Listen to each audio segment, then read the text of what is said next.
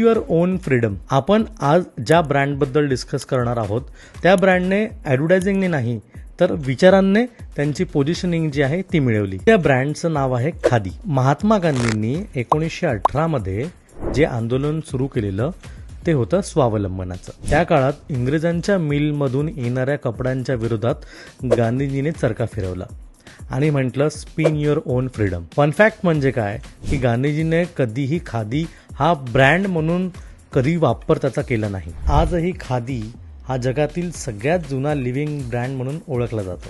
2014 के बाद से हमारी सरकार इस स्थिति और इस सोच को बदलने में जुटी है. मुझे याद है मन की बात कार्यक्रम के शुरुआती दिनों में ही मैंने देश से खादी का कोई ना कोई सामान खरीदने का निवेदन किया था. उसका क्या नतीजा निकला इसके हम सभी साक्षी हैं. एखाद्या ब्रँडचं विचारांचं फाउंडेशन जर स्ट्रॉंग असेल तर त्याचं अस्तित्व हे शतकं ओलांडतं. आहे ना इंटरेस्टिंग? थँक्यू.